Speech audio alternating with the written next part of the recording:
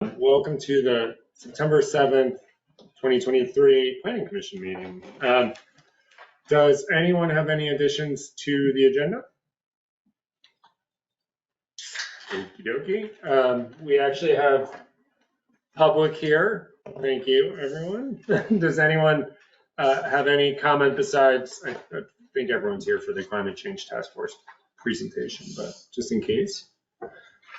Nope. Okay. Oh, John does. Oh, sorry. Sorry about that. No. No? Okay. Yeah, John, did you? Oh, okay, go ahead, please. All right. Yeah, I was looking at the last meeting minutes and a recording of the commission, and it looked like maybe the commission was considering applying a 1,500-foot type of restriction rule to the soil and water conservation district, and that kind of scared me a little bit. A 1,500-foot rule. We already have one. The 1,500-foot I'm elevation. talking about that type of restriction, not necessarily that rule, but the no development in soil and water conservation. Or That was last meeting we talked about this? You did, and it was a meeting before, right? The minutes from August 17th. Could that was, what's weird, sorry, John, we are way behind on our minutes, and I don't know how the August 17th minutes would even be out. I haven't even seen them. It was definitely us and not the DRB? Underhill Planning Commission, Thursday, August 17th, 6 p.m. Huh. Or do you think Don has done the minutes? We're months behind on the minutes because we lost the zoning administrator. I haven't even seen a draft of any minutes in months. We need to catch up on them. I don't remember anything. Well, aside from that, though, Brad might have put up draft before you maybe guys get a Brad chance put a to, draft on the because they're website. supposed to about at a certain time, even if it's not approved. And this is about 1,500 feet in elevation, John? No, it looked like perhaps that the Planning Commission wanted to make, well, in your own words, avoid new development in the soil and water conservation district. And then mention of the 1,500-foot rule came up, which sounded like perhaps the Planning Commission wanted to adapt rule like the 1,500-foot rule and apply it to the soil and water conservation district. Do you know what, does this ring a bell for you, Sandy? I'm wondering, John, if you're referring to some of the recommendations that are in the new climate action plan, which is one we've been talking about, and in there, there's a lot of different recommendations for hydrologic protection, for wildlife conservation and things. I'm not sure exactly how we referenced it in there, but my guess is that that's what it is. And we already do have a restriction for 1,500 feet, like you said. In all districts, not just soil and water conservation. Right, and I It's think state, it's Underhill. Elevation. Right. So, John, just to confirm, do you think, when you were looking at the minutes, do you think that is what, just to make sure we're all talking about the same thing, was it during the presentation that was given to us on the Climate Change Task Force findings? No, there was some discussion about it, and Commissioner Edson brought up the fact that that type of restriction on development in that district would reduce the value of the land, and that is one of the. So well, I'm embarrassed. We're gonna have to refresh ourselves and go back to those minutes and figure out. But maybe we can register what your comment is, and then we can go back and look at those minutes and make sure, we can tie all that together. I apologize that we're not remembering this off the top of our heads. So following with what Commissioner Edson had pointed out,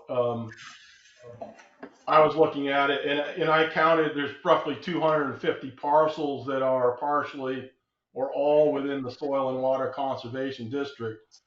And any type of significant change to development rules in that district would reduce those property values. And that reduction in value could cause significant financial harm to all those property owners. Mm-hmm. And then add to that, if those property values drop, that means tax rates have to go up, which means that all the property owners with parcels in the other zoning districts will see higher taxes.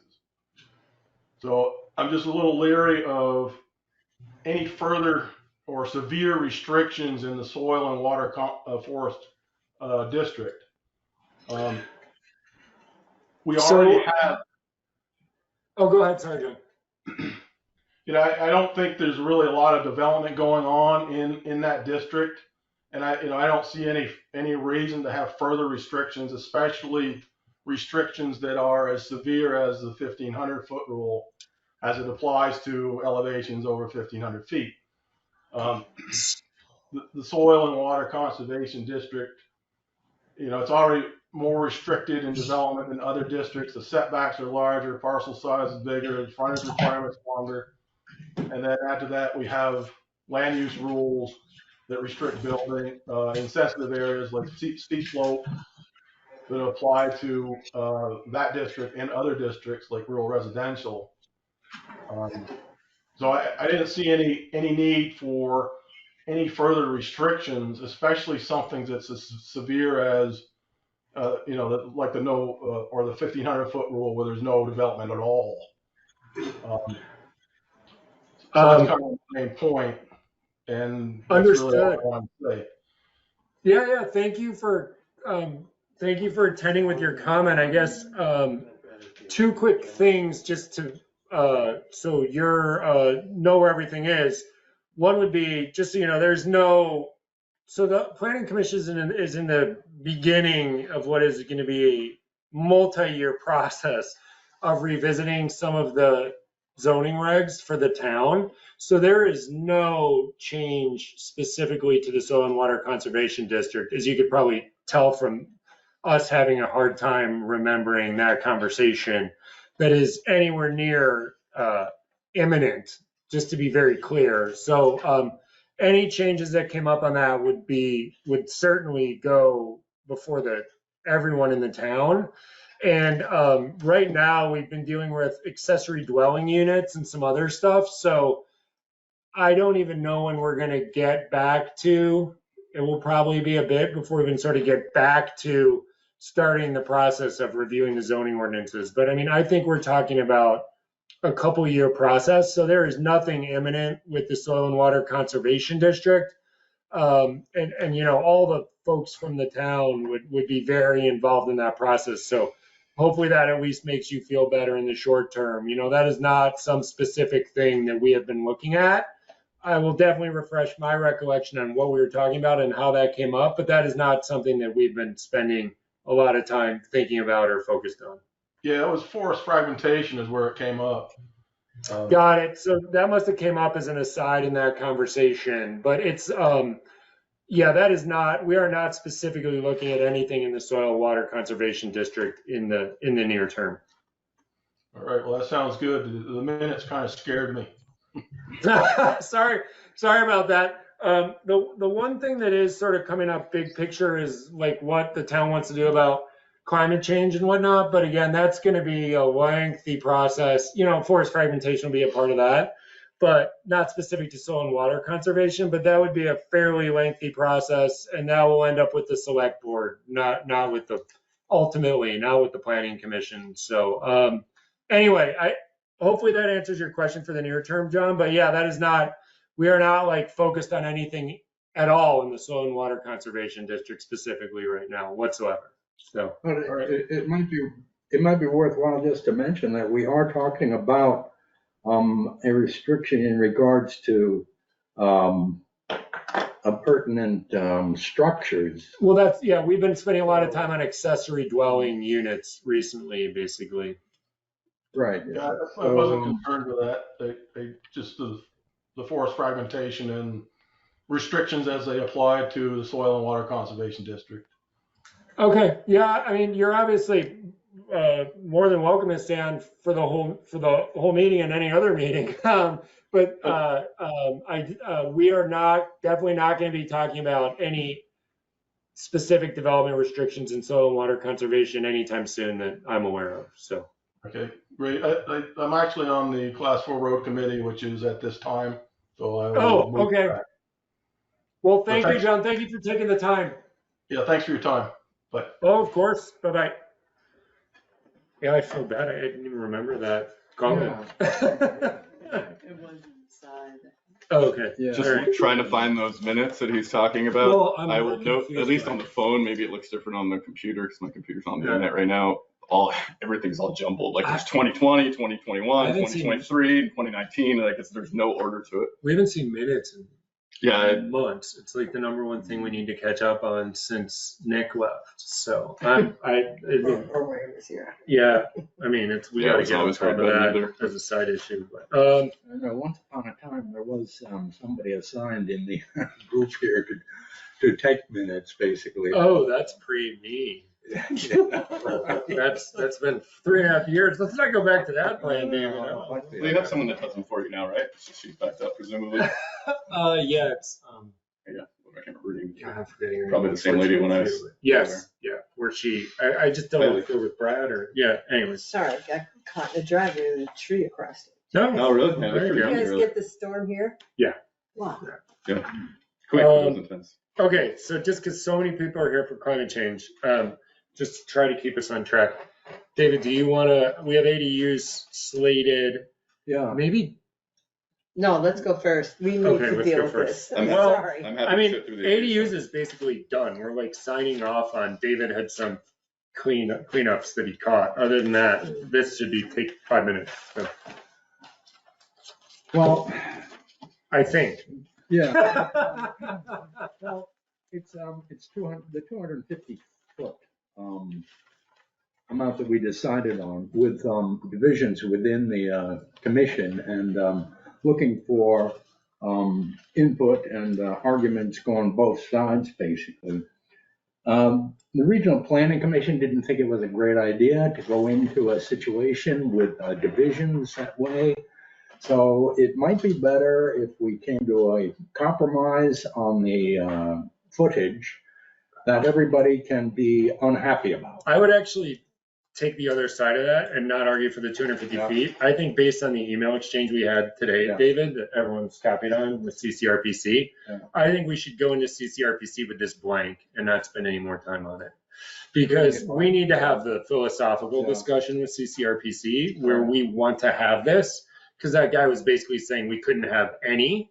So instead of spending time trying to renegotiate 250 feet, if it's okay with Yeah. everyone, I would say, let's go back in with it blank, send this over, and then we can circle back to that. Because what if they end up saying, no, you can't have it? Then like, why spend time on it? They're Right? wrong, clearly. I agree with you, but like, Yeah. before we do that, Yeah. I would vote that we just send this in blank. Yeah. 'Cause we don't- we don't need it. Let's Yeah. vote. Let's go in Okay. blank with Well, it. okay, I'm not opposed to that.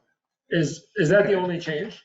Well, there are a couple of just small changes, like I put in principal in front of single-family dwelling, because you can end up single-family dwelling being which or where, basically. But we're talking about the principal, the single-family dwelling to which an accessory dwelling unit is attached. Okay, So it's Or not just not any attached. dwelling or whatever. Makes It's sense. The principal. that Yeah. makes sense.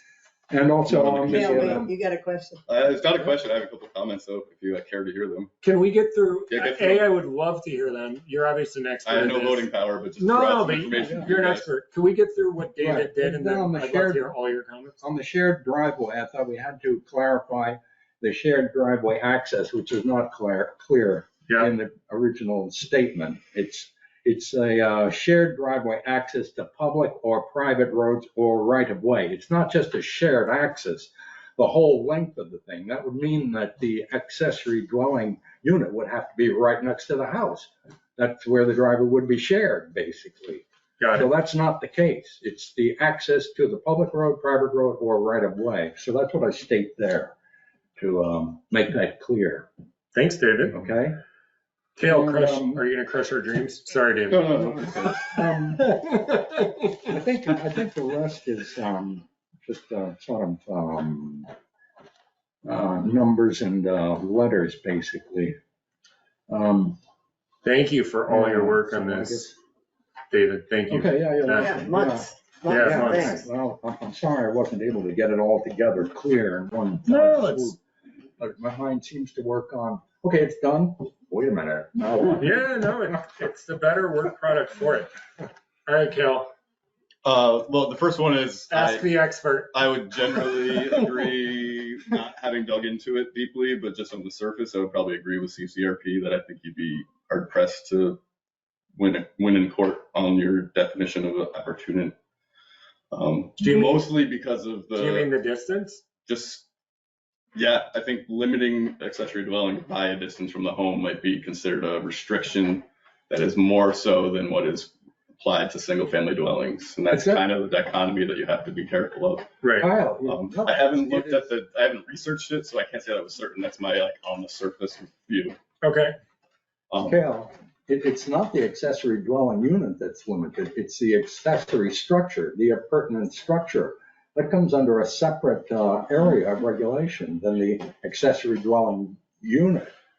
Accessory dwelling unit is not describing a structure, and the structure has to fall into the regular setbacks and other regulations in regards to structures. So it is a structure that we're regulating here in that distance. We're not regulating the ADU with that distance.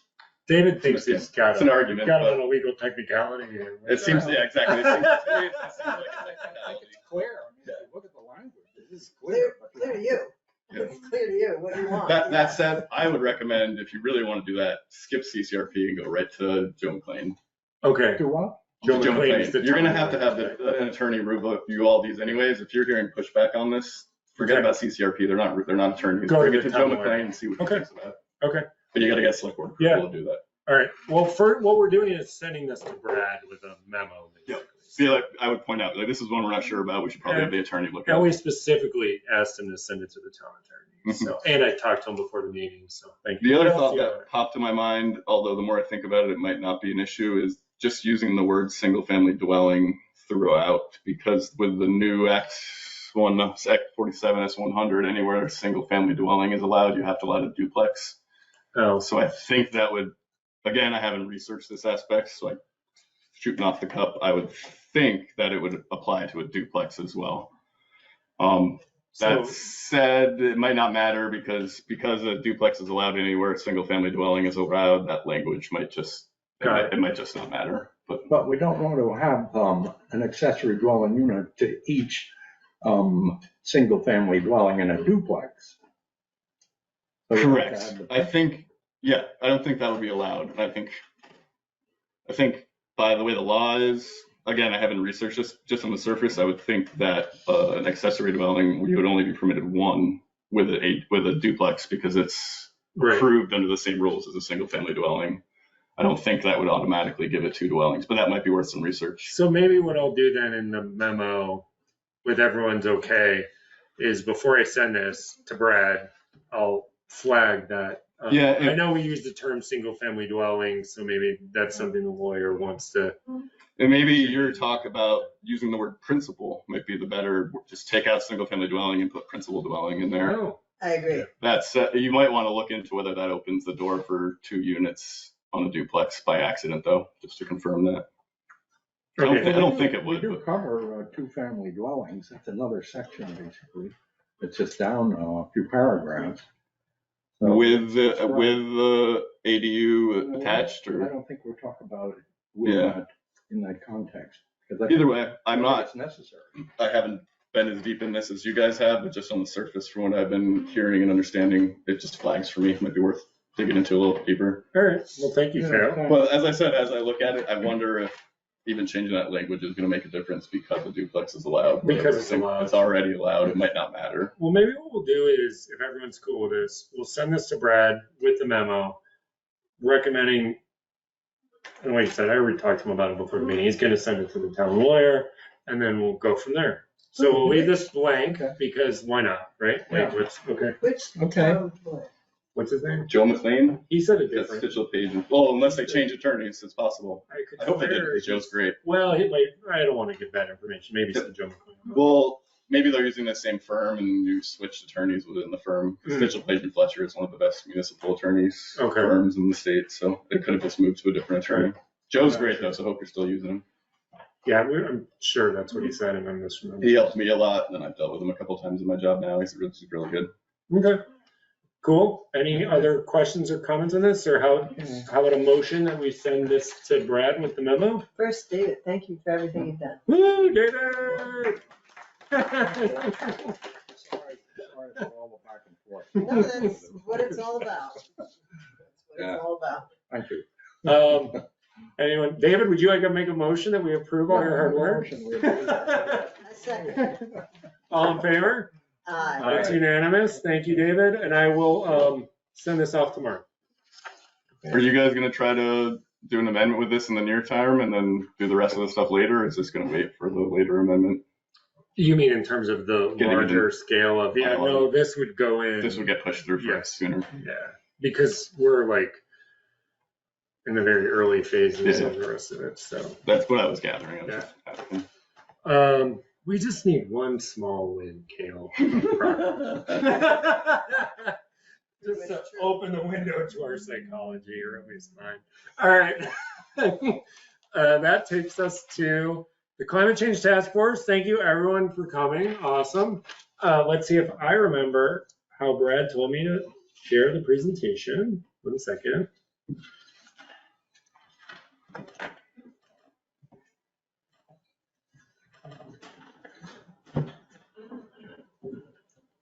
And I go back to The other one, yeah. back to this. He told me specifically, sorry, he told me I cannot hit this yes button until Yeah. Good. I get, The share screen, Share yeah, bottom. then he told me to hit the yes button. You share the screens, I can't see them anyway. Yes. Ah, nailed it. Kale, this is you? Yeah, this is me. All right, I'll flip when you tell me to. Sounds good. Thanks for having me, guys. Most of you know me. I'm Cale Romanoff, former planning commissioner and zoning administrator, and I currently, I'll note that I have not had time to prepare for this, but I have really good notes, so I might be reading a lot. I'm an attorney now working for VLCT, Vermont League of Cities and Towns, advising officials like all of you all.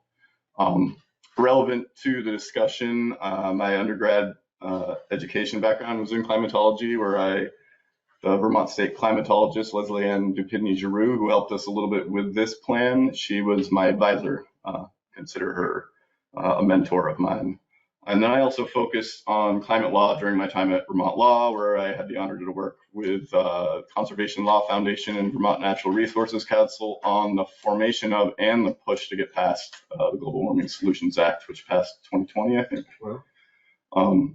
And although the Global Warming Solutions Act doesn't yet compel towns to do a plan like this, I think it's entirely possible, maybe even likely, that the council or the legislature will put in some sort of mandate for towns to do something like this in the near future. So we're already ahead of the game, in my opinion. It's not certain that it's going to happen, but I think it's a good possibility. The council will put in a plan there? Well, they do recommend regulatory changes. I think they might have the power to actually make regulatory changes. Don't quote me on that. And they can recommend actual statute changes to the legislature, but the legislature has to be the one to actually pass them. So they can't actually make the laws. This is a private interest group. No, it's a state council made up of distinct members, some appointed by the governor, some appointed by the legislature, and by the Senate and the House, I should say. So each body introduces their own representatives. I don't remember how many people, 20 or maybe even 30 or 40, quite a few of them. And they break off in small groups and have been working on things and putting together yearly plans with recommendations for how to meet these goals that are in the Global Warming Solutions I thought Act. the Vermont Natural Resources Council. Natural Resources Council is a private organization. And that's where I interned. Okay. Yep. The Climate Council is the group, the public body that was created out of the Global Warming Solutions Act to implement some of the goals and to get those carbon reductions that are in the law to actually happen. So yeah, let's go to the next one. So we've already heard about the energy goals and reducing our carbon footprint and how we can promote working lands in a manner that advances the climate goals in this plan and promotes the economic viability of our rural landscape. But today we're talking about resilience and adaptation. We should know at this point, I hope we all know, that we have a moral obligation to reduce our carbon footprint. But that argument for little old Underhill doesn't hold a ton of weight. It's an important thing. I don't think we shouldn't do it, but it's true that our effect will be minimal. I mean, our decrease in carbon emissions is probably not going to have much of an impact on the overall climate. That said, I think it's still our moral obligation to do so and to prepare our residents for the future. So I don't want to diminish that part of the plan. But I bring that up more to point out that I think this is the meat of the plan, in my opinion. This is the part that's going to provide the most benefit for the residents to help them withstand the increased storms and other types of things that we're going to deal with in climate change, and to help us adapt to that new climate in a way that will hopefully be resilient, if you will. Went off topic there, so let's see where I rest of my notes were. Let's skip over that. But what do we mean by resilience and adaptation? Resilience is the ability of a natural or built system to recover from an extreme event, and adaptation is an adjustment made in response to a change in factors like the change in climate forces. So in the case of being resilient to and adapting to a warming climate, this would refer to efforts intended to prevent or minimize the impacts of the warming climate on Underhill's residents and our natural resources, and to provide the mechanism for the town to recover from those extreme events. Let me hit the next slide. Why do we need to focus on adaptation and resilience, though?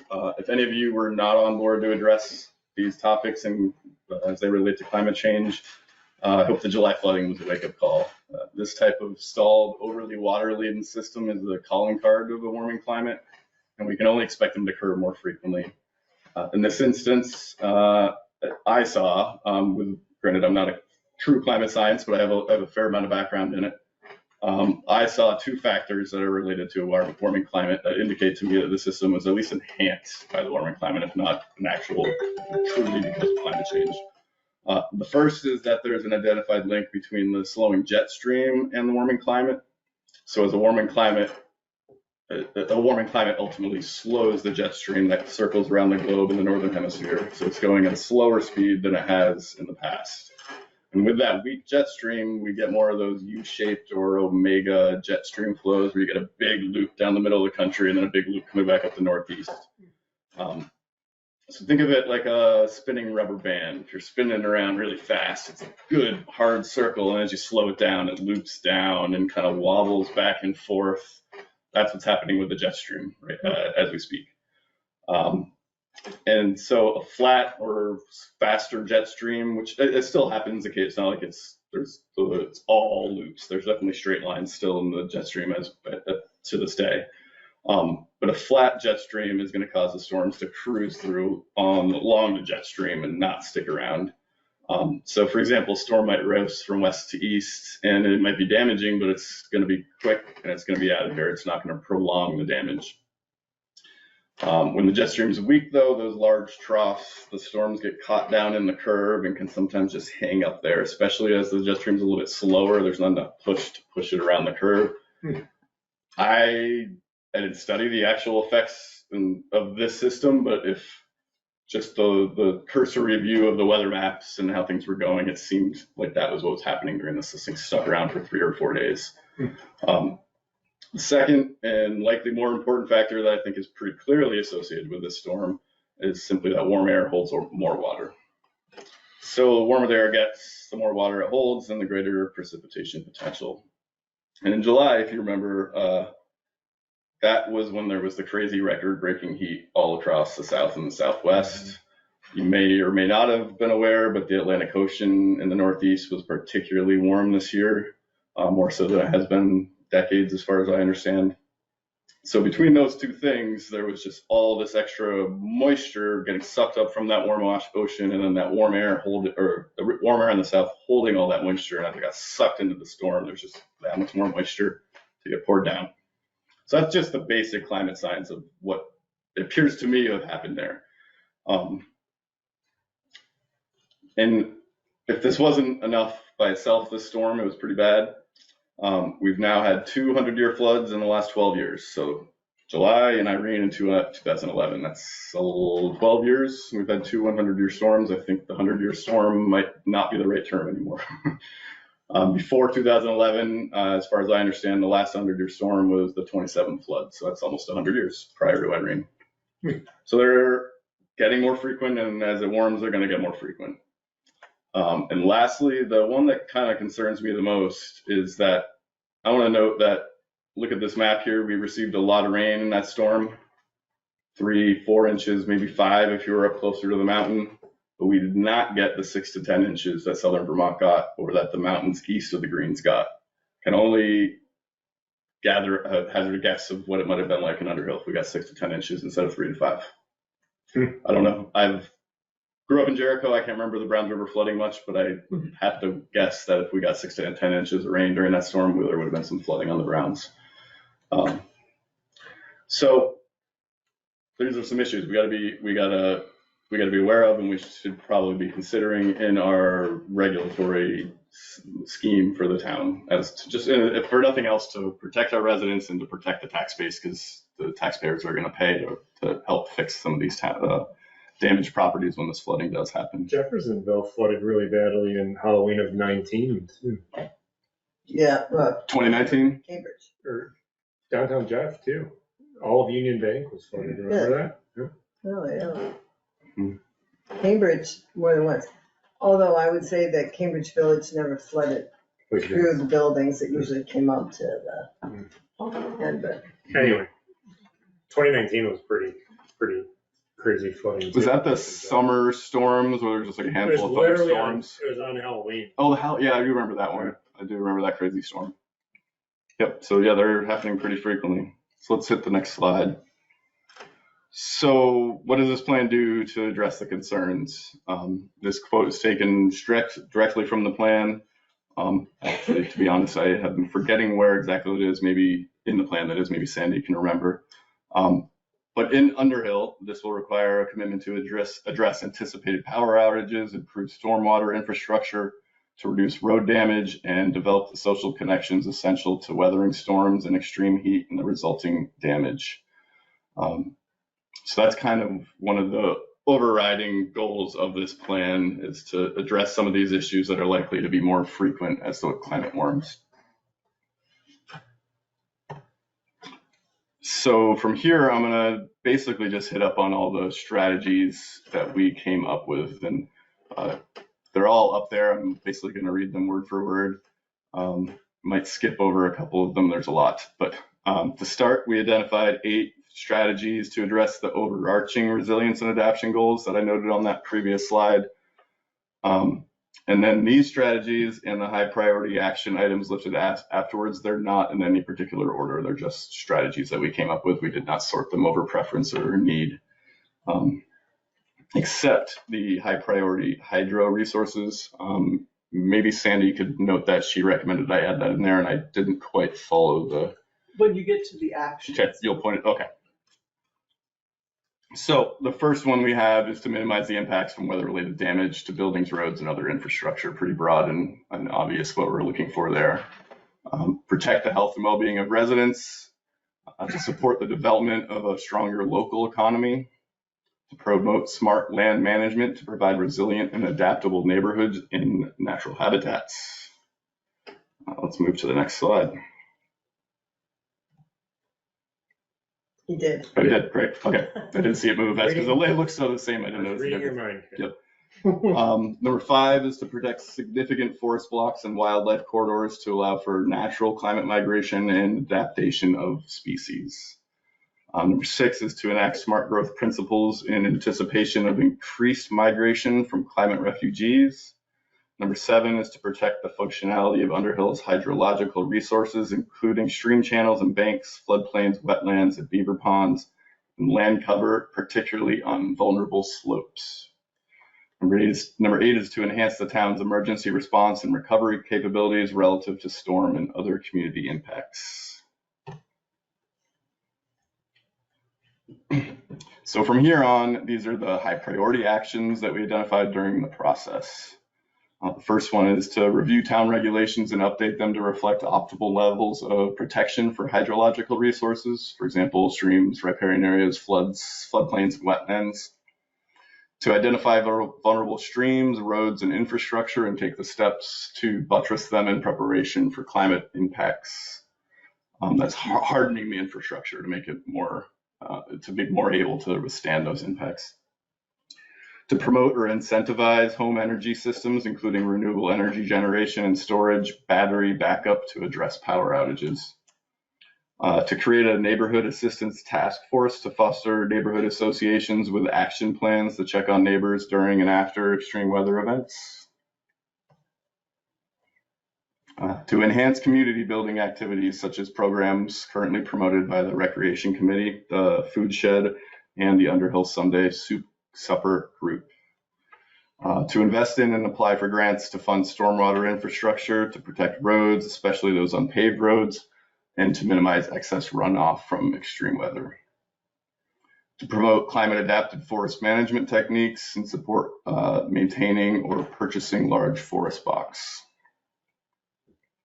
To update the town road, driveway, and trail ordinance to account for increased rainfall, to reduce erosion and forest fragmentation, and promote development in the villages. Develop a tick-borne illness education campaign. Develop plan to help seniors and vulnerable residents to prepare for extreme weather events. Prepare residents for emergency events and or situations such as power outages by establishing town contracts, improve website information and notifications, and establish easily accessible emergency shelters and cooling centers. To develop an emergency alert system and communicate guidance on situational response. To review the town regulations and update them to reflect optimal levels. Oh, I think I already said that one. Yeah. That was the one. I couldn't find the other slide that it was on. That's why I didn't change it. On to the next one. To increase native species establishment in riparian areas and increase erosion control mechanisms in collaboration with landowners. To review town flood hazard regulations to account for increased rainfall and storm intensity and update where necessary to protect public infrastructure and promote public safety. Enhance the critical response capabilities of town services and facilities, including town hall and the garage, with adequate emergency power supplies and communications. And identify and secure critical response sources of materials such as gravel and drainage supplies for an emergency response. One more page of actions. Food systems, partnering with Jericho's Transition Town Jericho group and the town of Jericho on initiatives to launch a nature-based solution program that includes food systems, farms, and food security. Also with food systems to encourage producing, selling, and purchasing of locally grown foods in Underhill, Jericho, and surrounding communities. On the topic of climate migration, encourage increased density in and around the village centers. For example, reducing lot size requirements. So growth is concentrated in these defined centers and avoids further forest fragmentation. CCRP's climate change and land use document can be utilized as a resource for this.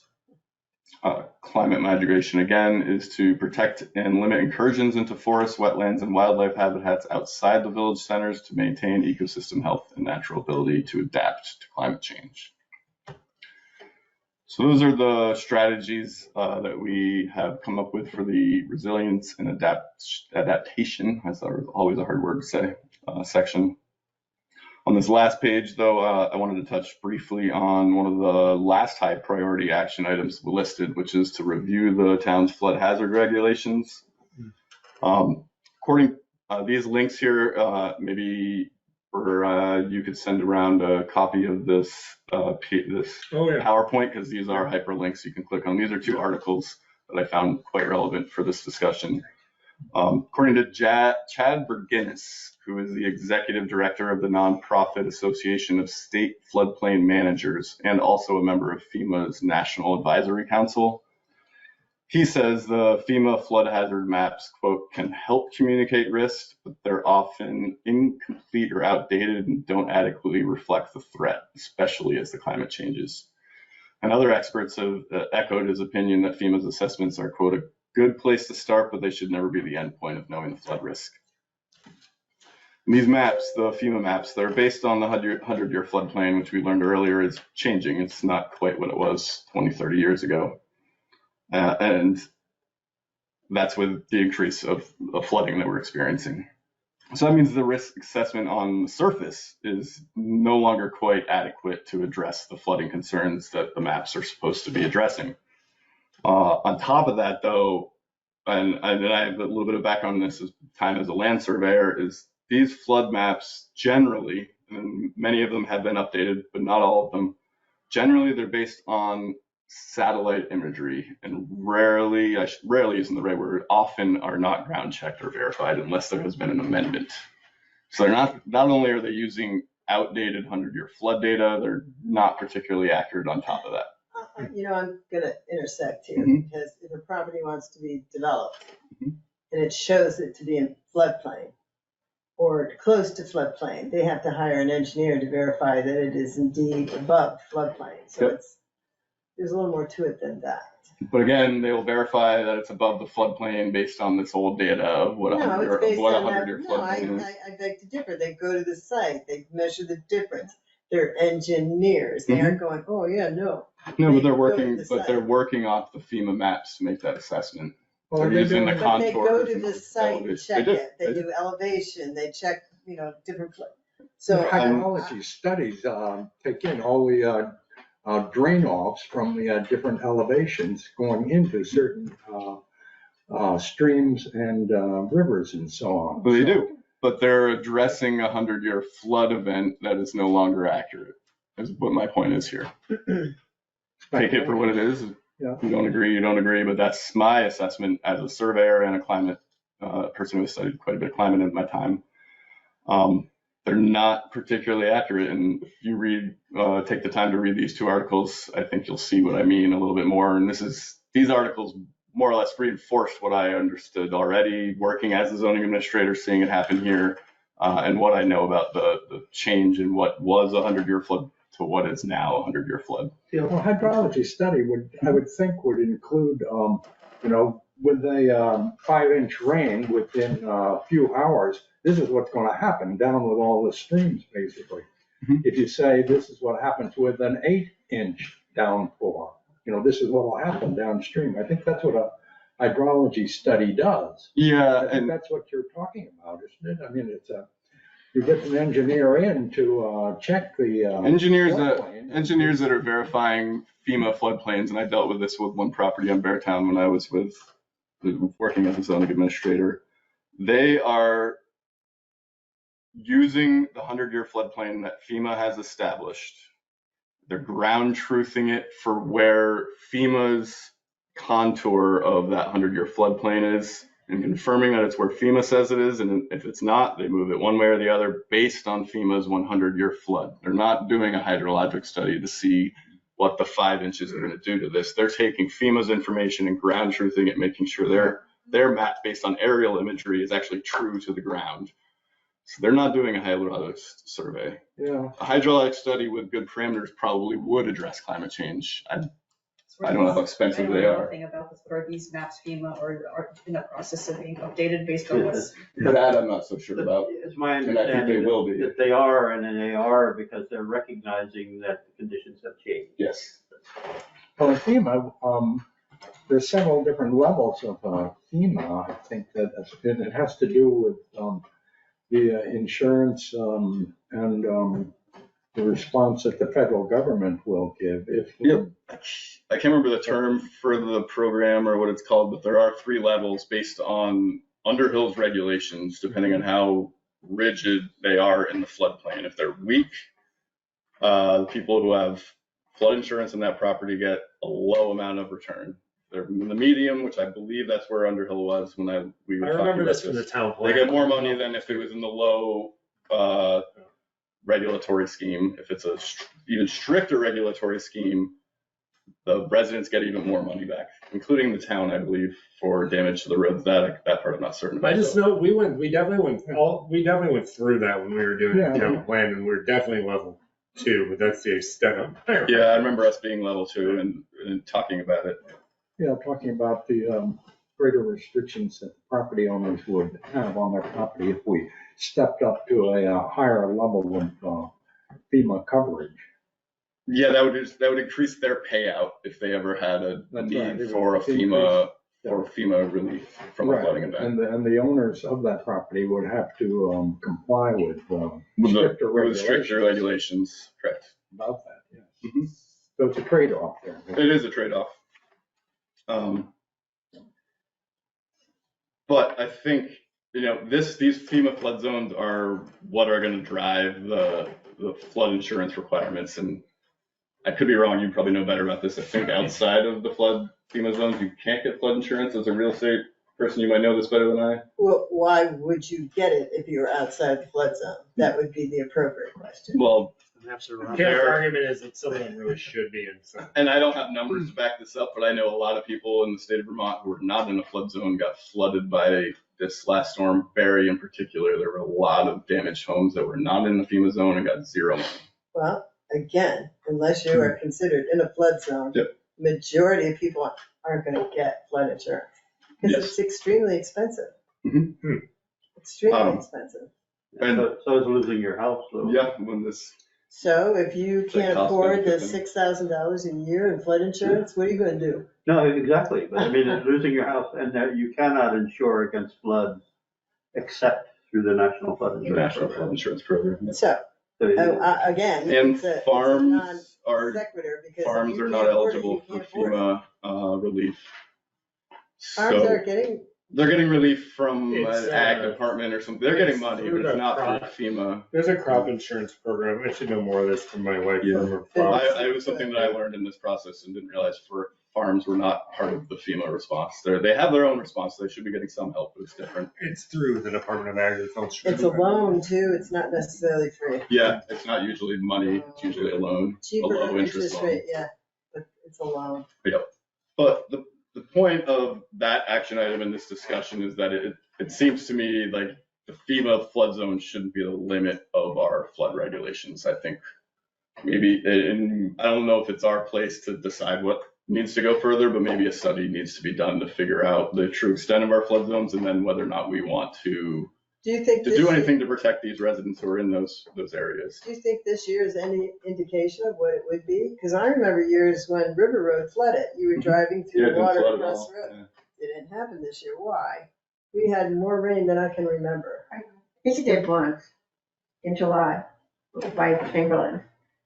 Not like flooding, like moving water across the road. I don't remember seeing that. But I have in the past. But that water was coming from, not from the Browns River. Yeah, it comes No, from it's Hedgehog coming- Hill. Yeah, right. Yeah. But nonetheless, did you see that this year? No. Like No, I water didn't. coming across the road. I didn't. Major rain. I've never seen rain like this here. Also remember it was really dry here in May and June, so it took a while for that to all file It back up. pretty much rained all of June, July. Or like May Most of August. and early June. I May guess. May was really warm. dry. Yeah. We're having summer in May and September. Yeah, the storms that affect River Road because of where it is in the watershed are what are short time of concentration storms. They are relatively high intensity, Stream. short duration storms. And we've had a few of those in past years, and that's what floods River Road. Whereas the stuff that floods the Browns River is a long duration, lower intensity. Have you seen any of that flooding here this year? In the year that we've had? Statistically, I don't recall seeing it now, but I mean This statistically year, it's I been mean, very. I'm not talking Yeah, statistics. a single year's experience is not a climatological. I don't say it's not, but I'm saying this year has been an abnormal year of rain. Lacking of But snow. I But would long admit. duration lower intensity as opposed to the kind that floods River Road, which is the high intensity, short duration, time of concentration storm. They're very different storms. And you have to understand both of those depending on where you are in the water. Don't you think we had some pretty high intensity short storms this year? Evidently, we did not have enough of those in that particular watershed to do it. And the one thing that I keep thinking about in this conversation is going back to that map is we got 3 to 5 inches. We didn't get 6 to 10 inches like the parts of Vermont that really hit the flooding. What would have happened if we had 6 to 10 inches? I don't know, but it scares me to think what could have happened. I also live near the river, so that's part of my story. I live far. When I bought the house, I thought I lived far enough. Well, it wasn't that many years ago when we had many of the roads wiped out, and people stranded, because the entire culverts were washed out. As this area, I'm just saying, as we all sit in this basement where our town is organized. No, it's never flooded. It's never flooded down. In the past 100 years, I don't know, but not. So the map that the students had created for us, I showed on one of the presentations briefly, shows all of the roads that are vulnerable to 10-year floods, 50-year floods, 100-year floods. And the Stevensville, just near the town hall, is one of those very vulnerable locations. And It could take out Mr. Doobie's place there. yeah, and more than that, it is, it's a major thoroughfare, and as well as Route 15. Those are we could get cut off essentially Don't disagree during with those that. That's what I kinds of said. Most of the storms. flooding that we had has always been over River Road. What happened? Yeah, I don't disagree with that. Mhm. Yeah. Anyways, that is a resource for us to use in the future if we want to look at that kind of thing. And when I met with the infrastructure committee, they were really interested in using that to kind of gauge what they're doing at those locations to try to mitigate it ahead of time. And, that's the kind of thing that's, preemptive as much as you can. Yeah, and that's basically one of the strategies we've talked about is hardening that infrastructure. So some of this stuff's already happening. We hope with this plan, it would just cause this stuff to continue happening and not get forgotten about. Yeah, larger culverts, harder walls to protect so it doesn't wash out on the side, depending on what the situation Large is. strand, yeah, like they did on the corner of Harvey Road and Pleasant Valley Road. They did a very good job there. Yeah, I know Brad, I'm drawing a blank on the road commissioner's name right now. Brad, the road commissioner, have been spending a ton of time ditching based on requirements that the state is putting on the town. We have to do them per state. Who's our new road commissioner? Oh, Nate's no longer here? Anyways, when I was here, him and Nate were always worrying about that because it was a lot of work, but it was something the state was saying we have to do for stormwater reasons is get these ditches bigger to let water run off and get away from the roads. They've done a lot. So a lot of this stuff's happening already. My big question, I guess, is, so is the climate change task force's goal for the planning commission is that we sort of take the work you've done and just say, great, thank you so much. Like, we want to get this off to the select board. Hey, select board, we think you should think about this. Or is it that there's 3 or 4, like when we look at all those, we have 4 years left on our town plan, basically? Oh, God. Is it? It's I gonna be know. just I'm going to be over. resigning before that comes up. Just heads up for everybody. Andrew is here. Or is it like when we go through all those slides, Gail, like you were saying how many there are, is it that there's 3 things that you think we should be like super focused on when we're redoing the zoning regs, or like I'm not trying to oversimplify this, or there's a 3rd thing that I'm not saying, like what is the ask, but like what's the action request? I mean, Sandy, you sit on the planning commission, like what we're spending time on, and like I care a lot about this stuff. I think everyone does, but what's the specific? I mean, it's easy just to forward it off to the select board, but is that really like the ask? Yeah, we tried to look at these and say, okay, what are the 3 things? What are the 7 things? Right. And And it was a Hard, challenge. It was really hard to narrow it down because it really depends on which of the many topics you're looking at, right? The high priority actions are the ones that we narrowed down to, okay, these are things that will make a difference. We had other ones that, yeah, they'd be good to do, but maybe they won't have as What great were a those push. three?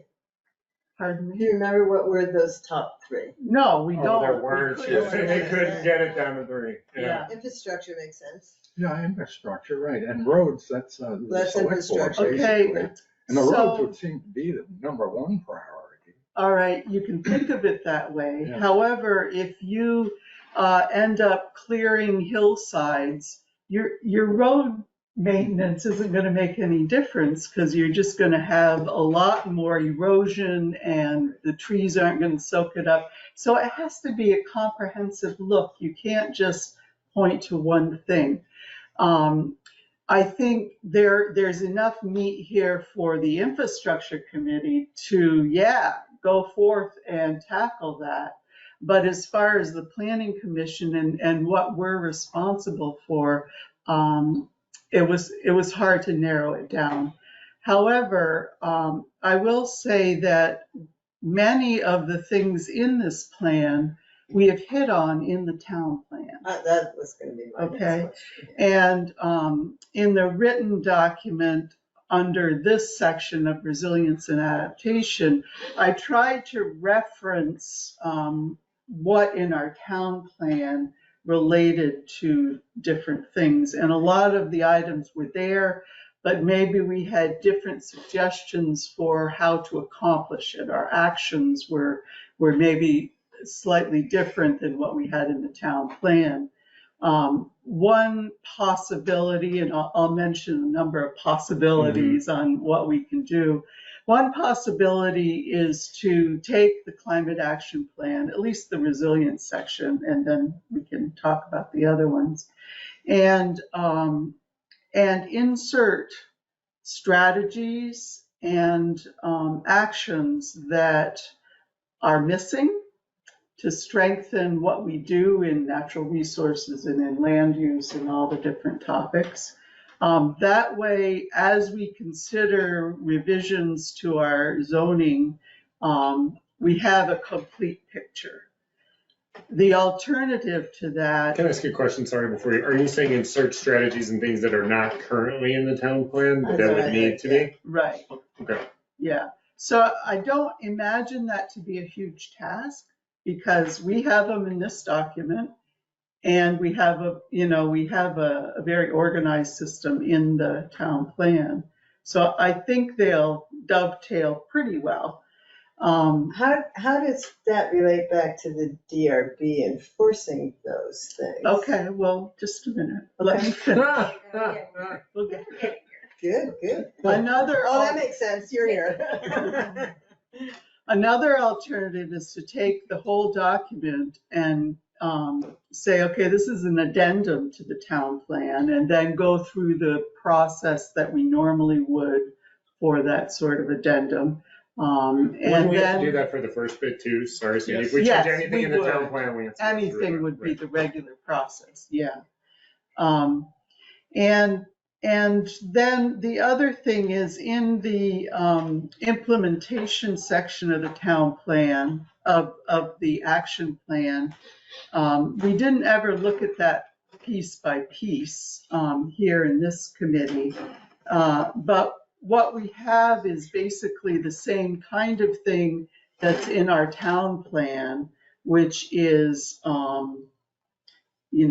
what is the action? Who do we recommend doing it? Is it a policy change or is it an outreach kind of thing?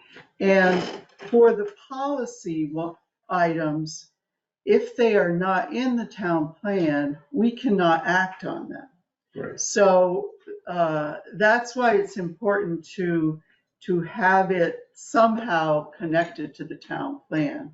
A lot of the outreach, certainly, the Conservation Commission can do outreach on various topics without it specifically being in the town plan, because, it basically says they're doing that anyways, right? Or the energy committee is already doing all kinds of outreach things.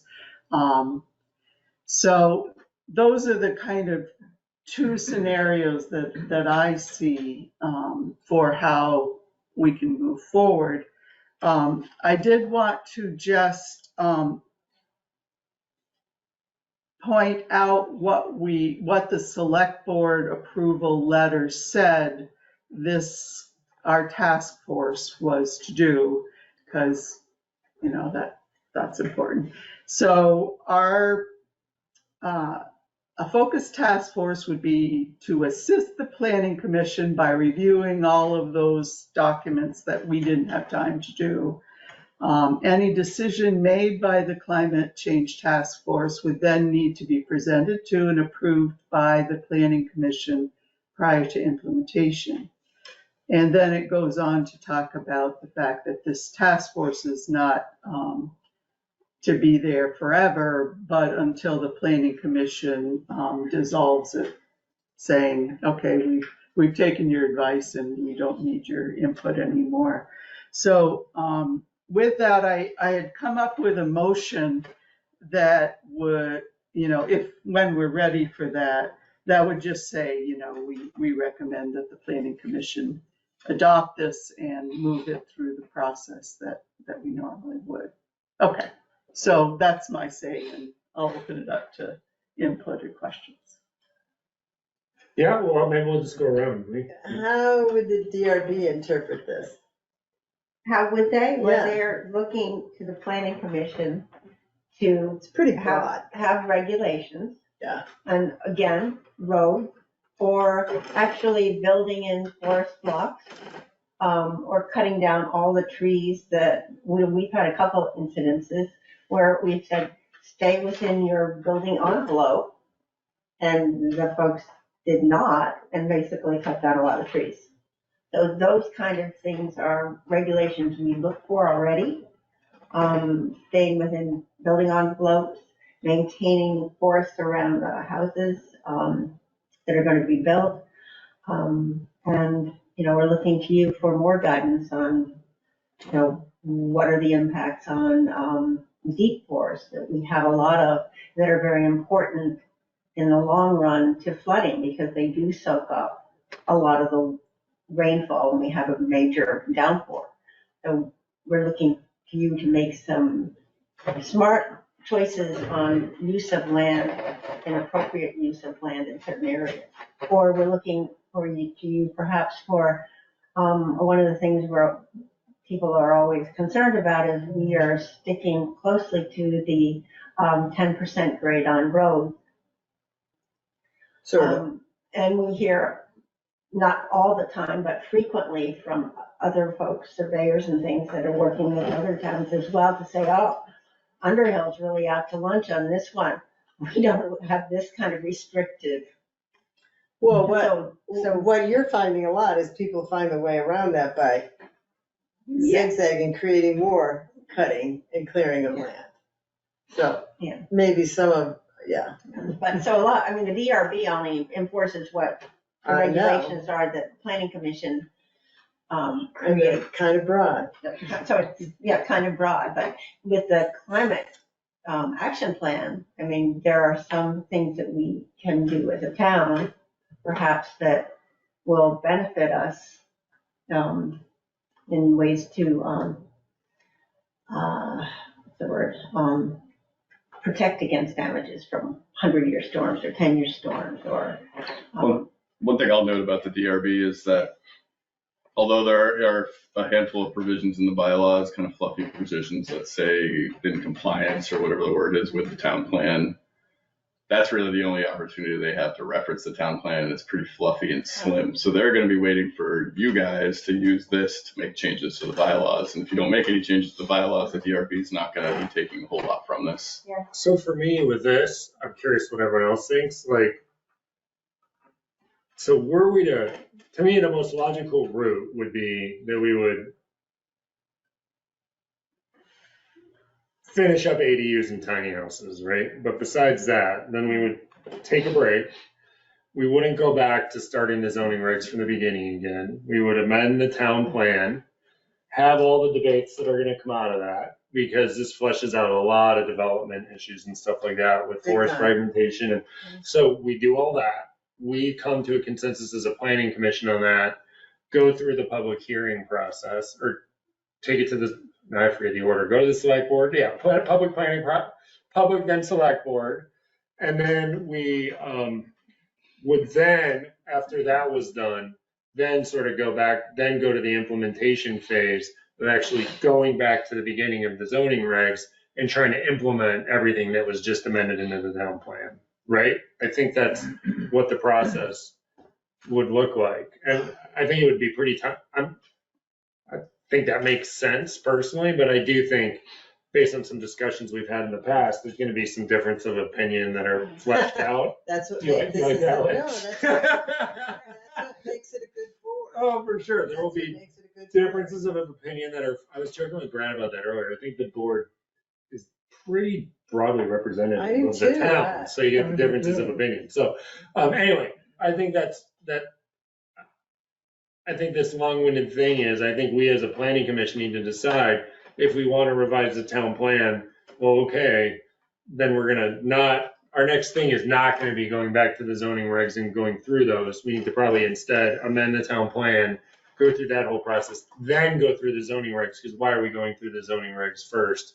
Only to then like 'Cause I not talk think about some of the sometimes- biggest stuff, right? Because when you don't look at the zoning, that's what the DRB uses to Right. enforce our plan. Right. So if we don't look at the zoning first, how do we amend the zoning plan? Because I think sometimes there's conflicting information between the regs and the plan. Would you not agree? I'd agree. Okay. So So, I think addressing the plan first, or the regs first, will help us understand how we should address the plan.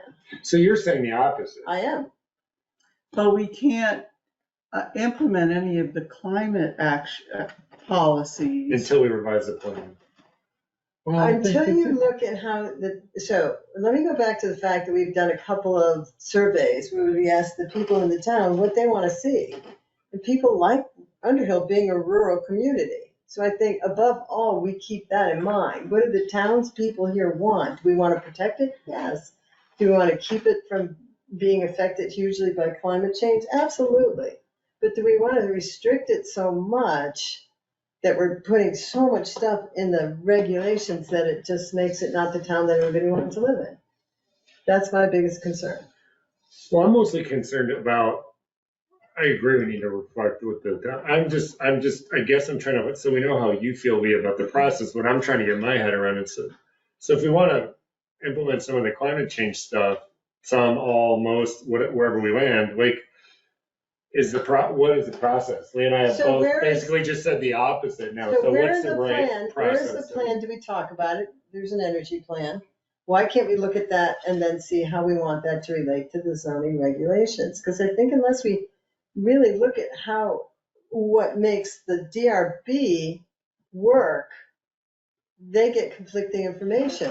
So I think that if we aren't really looking at the zoning regs and how we're addressing the plans, I think we're always gonna have that conflict. I don't disagree with that. I guess the thing for me is like, let's say philosophically, I just want to take a crazy far out position for my example. Let's say philosophically, the planning commission said, which for the record, we all know this is not happening when it's planned. Let's say the planning commission said, we don't want any more development in Underhill. We can't fragment one more acre of forest, right? Well, that's not gonna make it through the public meetings, right? Clearly. So like, what I would just hate to see happen is we spend time on the regs to reflect our views that we should not fragment one more acre. And then we take the revised town plan to the public and they're like, that's crazy. No one supports that. And we've revised the regs to reflect our view. Do you see what I'm saying? Because when we go through the town plan, we're gonna come with some philosophical ideas, right? Around forest fragmentation, around this other stuff that's reflected in the climate thing. And what if the town ultimately doesn't agree with us? I'd hate to revise I kind of regs already about think the our. town doesn't agree with us. Well, I don't know, I have no idea, but I like, kind of think that the majority, I think we have too much regulation, but I have what zero I would idea. say is, I would look at the energy plan. If we're gonna look at anything in the plan, need commission, let's look at that and address the things that we could apply in our zoning regulations. Maybe that's a compromise between what you think and what I think. No, I don't even know it's a Almost matter of everything- compromising, I just wanna find the best No, I way mean, forward. getting- right? I think actually the present town plan has so much in the way of general statements that you could almost fit anything to what's already there. I I think agree it's with that. a lot of general statement, basically. So it may make sense to talk about regulations. I don't know. I'm not in favor of. So are you saying don't reopen the town plan is your? Yeah, I am opinion? saying that. Okay. Yeah. So my feeling is, and this has happened to me already as we've been going through revisions of the bylaws, I have in mind everything that's in the climate action plan. And so that is really affecting how I'm thinking about the regulations. And so if not everyone is as absorbed in the climate, what's in there, then you're going to be thinking about it very differently than if we've invested in incorporating that into the town plan. And just one more thing. And the other reason to advance this is that the state is going to, Kale touched on this a little bit, but they are going to require towns to have a climate action plan, and they're going to be putting funding available for towns to apply for that if you have it in your town plan already. So I think, by being at the forefront, it opens us up to some funding opportunities that maybe other towns don't have. Okay. So in Stop. what we have in our town plan now does not address what you're talking about. That's my No. question. No, it doesn't. Not all of it. There are Not generalities. all of it, some of it. So should we look more at the portions that it's not addressing? Yeah, but you gotta look at the whole thing in order to do that. Well, it sounds like, unless I'm misunderstanding, it sounds like, let's say we want to, I'm not saying we want to do this. Let's say everyone said, yeah, let's do it. Let's revise the town plan. You're saying the climate change task force has like specific suggestions, like these, making up a number, these 10 things should go in the town plan. Right? That's what I saw in the thing. Right, yeah. Okay. Just one So more it sounds like it's comment. partially in there and partially not. Yeah, I still. A don't know lot how of to what's in implement it. the energy section of the climate plan was taken from the town plan. I know. What is different are some of the actions that were recommended. I agree with you 100%. My concern is implementing them. So I agree that you can put them in the town plan, but how do you implement them? So that's my point. You look at the town plan, you can make anything you want in the town plan. How do you implement it? So my point is that you can look at this broad plan, but how are you going to implement it? That's my big point. And I think you and I are on the same page. Kale, you talked about this council. And you mentioned that they're probably going to be coming down with some mandate. You didn't use that word, but I guess that's what's envisioned. I don't know how much authority this council has to kind of push forward what Sandy's talking about, actually. If it's going to be law that they change, they have to send it to the legislature and the legislature has to approve it. Okay. I can't remember the specifics of whether they have the authority to change regulations or if it's the same type of thing where they have to send a recommendation to the administrative head to make the change.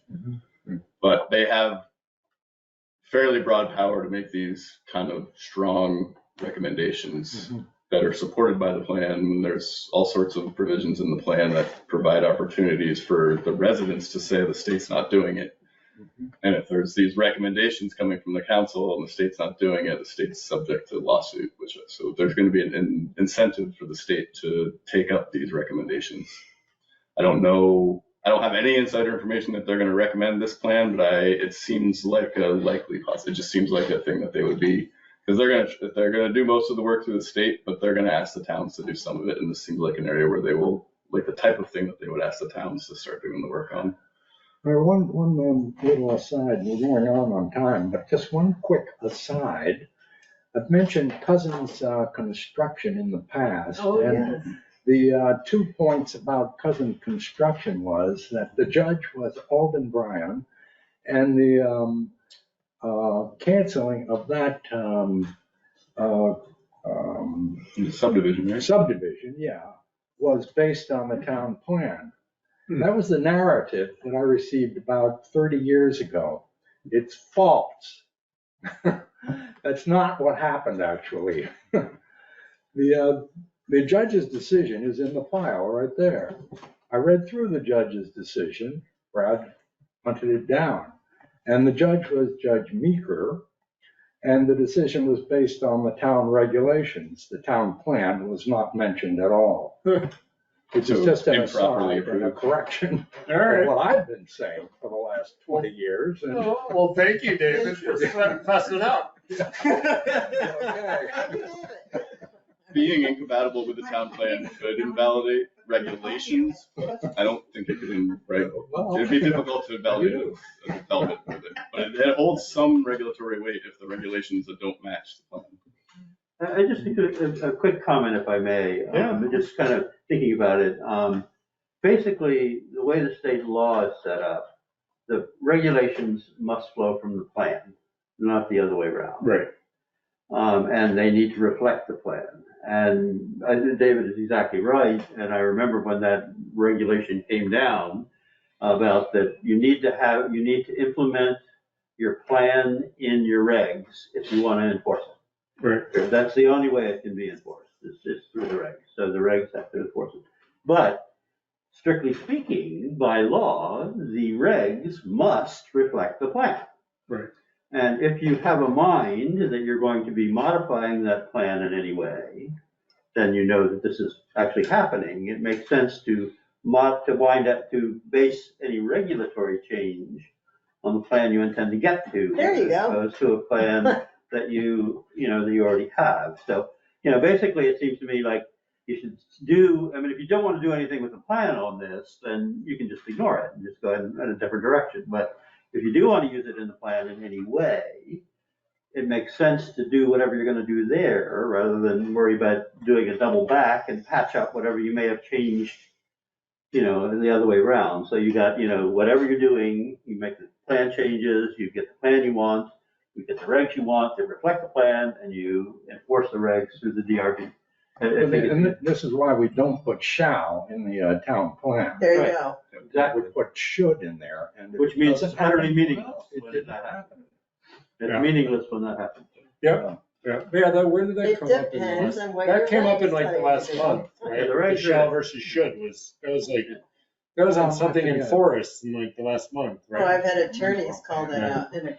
I remember when it came It down says in about shall. 1998 or something like that. It was a very strict rule that even should and versus Yeah, shall. should Yeah. be. We don't want the Should. Conservation Law Foundation to come and sue the town for Yeah. not following its plan. They don't care about the law, and so Foundation is good at that. Hey, they got big fish to fry. what do you think, Bart?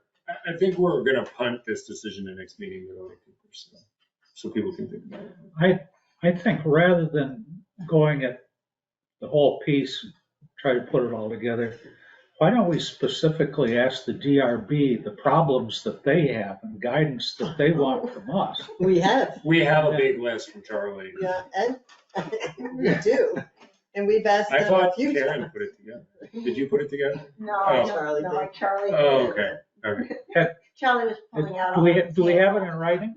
Yeah, we have it in writing. It's a full disclosure, and this is what maybe we should talk about next meeting as a commission. It's huge. Oh, So it's like 50 things. So I think we as a commission need to collectively That's why I decide think where we going want to back, spend our time for the next year. Just a small thing. But I think that's what we should talk about next meeting. we don't even recognize our own regulations. Yeah. And when we were going through the regulations, and the main reason we did, because we weren't complying with new regulations for the state. And when we were going through the regulations, we found a lot of, and finally at that point, they said, we need to get a DRB member in here. I said, geez, I think I know somebody. And he came in and sat and showed us what happens every time you are trying to make a decision. So we were going to address all those as we went through the regs. We were going to have the list out. And as we started in the beginning, we were going to make sure we were checking off Charlie's stuff And then as we went. And Charlie said some of it might be moot. He's kept the list was kept as they went. So some of it may have been addressed 2 years ago. He doesn't know, right? But so we just have to compare the whole list. You want to send it back to us and we can see if it is moot? Well, before we do that, let's see where everything, thank you. And before we do that, let's get our order down so we're not asking the DRB to do work unnecessarily. But thank you. I just have a few questions Yeah. about, so was the impetus for the climate change task force in the get-go really to focus on the regulatory piece? Was the planning commission mostly looking for how do we incorporate climate, concerns into our town rules? Or because there's a lot in the task force report that is not necessarily about changing the law in the town. There's other things about making citizens aware of resources that can help them invest in, heating their homes in a more clean way, or learning about electric vehicles and all sorts of other things having to do with town supporting each other. So I was just kind of wondering, what were you all looking for at the get-go of the process? And then my other question is, at what point in town business, I'm a newbie to local government, do people in the town learn about what the climate change task force sort of recommended, and what, I don't know if is there a process for that to happen, or is it only once things get integrated into a revised plan that the town people are asked for their input on that? So starting with the latter, and everyone hop in, but so were the climate task force, they were all public meetings, right? Or no? Yeah, of course, they have to be, right? Open meetings. So the meetings for them have all been announced sort of along the way, so anyone could attend. I'm assuming almost no one attended, probably. And much like, less than the Barely even the committee. yeah, and then the public sort of has another opportunity to attend all of these because they're publicly noticed. That being said, the main point, I think realistically, where we're really kind of pushing it in people's faces, like, hey, you might want to pay attention to this, would be if we did amend the town plan, we advertise the heck out of those meetings. I've been to those. Right. Now, as you know from attending one, probably there's sparsely is a generous word for attending. But I would say that the public sort of has had the opportunity to attend the climate task force meetings. We put these in, but we sort of really try to shove it in people's faces were we to amend the town plan. Usually they only pay attention when it affects them. Now, I will say, were we to amend the town plan and deal with things like forest fragmentation, I think we could get attendance at the meetings, but I'm not sure. On your first one, I might punt to Sandy. I just remember it was a very broad mandate, like, hey, the planning commission doesn't have time or the specialization to look at some of this stuff. There are people in town who do. It'd be great if someone could look at all the climate issues. I think both with respect to the town plan and just more in general. Is that what the memo of the select board said? I'm trying to remember. And we've talked about this, but I was Sort just kind of trying to remind Yeah. myself. Yeah, and we had just really finished the town plan, recognizing that there were all kinds of resilience and adaptation things that we didn't really address. And we knew that the Global Solutions Act was coming to its end, as well as the Vermont Climate Council's information, but it wasn't in our town plan yet. It was important. So that was sort of the I thought there might have been, and maybe I'm misremembering this, but I thought there might have even been a recommendation in the plan to create a committee like this because we didn't think we had enough background to put it into the plan. Maybe I'm making that part up. Yeah, that sounds vaguely familiar. Or something broad that suggested this would be a good idea. I don't remember exactly, but I feel like it was something that was discussed and we were like, we don't have enough time or information to put climate change into this plan specifically. Let's have a group look at it. But Number maybe one, I'm I mistaken. definitely want to say thank you to the amount of time you guys have put into it. I appreciate everything you've done. We all did a lot, but Yeah. thanks Sandy the most. She Well, was I'm the looking heavy at lifter Sandy. here. Thank you. She was the heavy lifter. To pick up on that, I would suggest, first of all, hopefully everyone's at the next meeting, which would be great because this is a big thing. So maybe I'll throw that in my email. I mean, if someone can't make it, they can't make it. But I think what we should do is everyone, just on the planning commission, I'm sorry we can't resolve it That's tonight, all right. but I think everyone on the planning commission should think about, for me, this comes down to how we want to spend the next year. Net, we could figure out the process, right? But for me, it's like, how do we as a commission want to spend the next year? We'll open next meeting with that. So if everyone, sorry, David, other than cruising around in your roadster, how do you want to spend your time? So I think everyone mull that over because the reality is we have some choices to make and we can talk about it as a group. And how do we integrate climate into that? Is it our number one thing? Well, I don't have to reiterate everything we talked about, but we'll open with that next meeting and then we'll do tiny houses, if that's okay. Yes, Sam. Just one thing, another member of our task force is online and I didn't know if he wanted to say sorry. anything. Helen Ingalls. Did you have anything you wanted to share, Kellen? Sorry No, about that. Yeah, no, I'm sorry I couldn't join in person. I've been listening intently. I don't have anything to add. I think everybody did a good job presenting, and it's a really interesting discussion to think about how it gets implemented. Well, thank you for attending, Kellen. Yeah. I have one comment just on her questions about public engagement. And I noticed summer, maybe it was last spring, a bunch of notices and flyers around Jericho about informational meetings they were doing about their town plan rewrite. And it was clear that it was well before the public hearing phase. So they were setting up meetings, putting out all this advertisement to get people to come in and weigh in before they even got to the hearing phase that are required by law, so that they knew that they had something the public would buy into before they even got to those final hearings. Just something to think about. It might be a wise decision.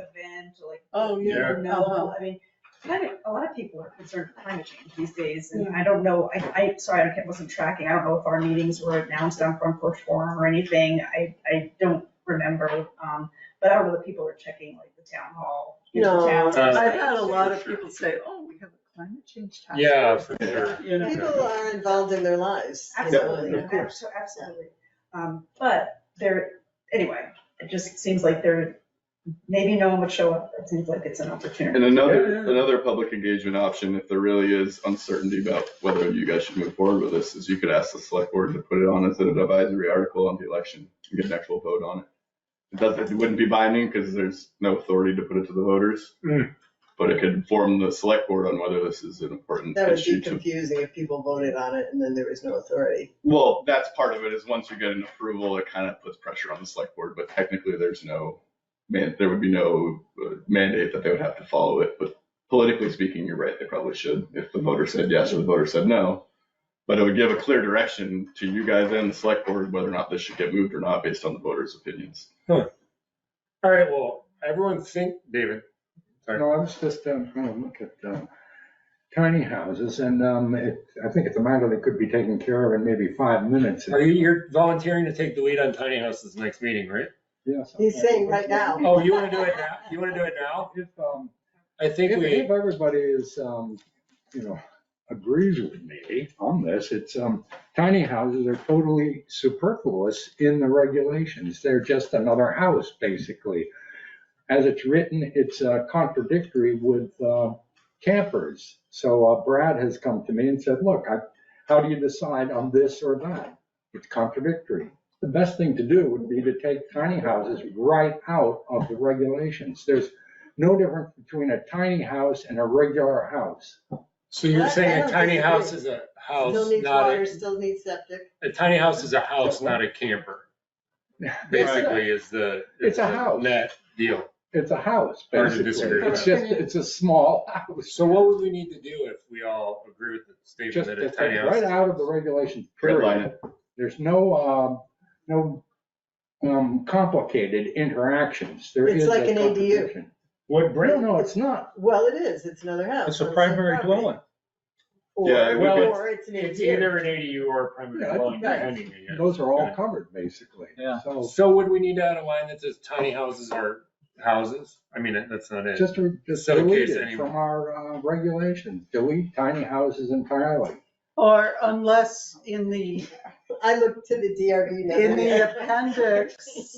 the appendix, you put tiny house and you say See, equals a house. Or subject to Take it right out. waterways, It's or not even- Yeah, but you It have doesn't to even- have something about it. what if someone, what if someone called and they're like, well, what about tiny houses? And I feel like you should be able to say, well, a tiny house is a regular house. or. A tiny house is treated as a regular house. Okay, or you can say a tiny house is subject to the same water, wastewater regulations as a single family home. Why couldn't you say that? Well, it is. That's what it's saying in there, basically. Okay, So so that's say, what it so that's Leave fine. Could you try to Why come not? up I would with put that in the a, definitions, because but it's strike the part in the regulations. What gets me is What? superfluous, Put in the definitions, meaningless strike the- language that does nothing, basically. could you come up with David, could you just So what Lee just said would work. could you come up with a one sentence thing that would just go in the definitions? It says like tiny houses. Repeat that, Cal. But What was it? you could even put, like Sandy said, C, single family Yeah. dwelling. Yeah, like tiny house, see single family And dwelling then or that, something like that. that in effect, that- Subject to the same But you water, know, David, if there's subject nothing, to the same water, wastewater regulations as a single family home. if there's nothing in the regulations about it, it's basically the same as, say, a raised ranch. Let's have a paragraph for a raised ranch. Let's have a paragraph for I just think Brad might- mega home. Brad might get Let's have a questions. paragraph for a. I'm just trying to make colonial. Brad's life easy. Some tiny homes Take it have out. wheels, well, you could just tell them what that right? means. So I didn't hear what you said. Say Some something tiny like homes tiny have houses wheels, should so There's a comparable. there would be a like, oh, is this a tiny house, is this a People camper? think of So tiny, just they put can it in them, you put know, on the what is back it? of a truck and move it around, you know. Well, maybe Well, we if it's do. on wheels, it might. David, satisfy why don't we do this? I think trailer. everyone, it sounds like everyone agrees with you. Yeah. Do you want to do this or I can do it? I don't care either way. Well, I can do it. We can ask Brad because he's the one who has to deal with the people who call. Yeah. We all agree with you. A tiny house is a regular house. Yeah. What do you want to see us? Would you want us to put a little one-liner in the regs on that, or would you prefer that we just delete it? Because Brad's the one who has to deal with the people when they call. So maybe we just ask Brad. What we all agree with you. Okay. How would you like to? How would you like I'll us? ask Brad about it. How would Come you? back to you. How would Brad want us to see? What makes Brad's life easiest when people call? It makes your life easier. Yeah. Well, what I mentioned is picking it right out. He said, yay. Yeah, do you mind just confirm with Brad that I he'd will. prefer take it out versus like a one-liner and whatever Brad wants? Subject Sounds to like the it's same kind of- I'll talk to Brad. Cool, thanks, David. Okay. You stuck to your promise, that was 4 minutes. Okay. Can we get a motion to adjourn? I'll move. Second, Second, all in favor? I. Thank you, Climate Change Task Force.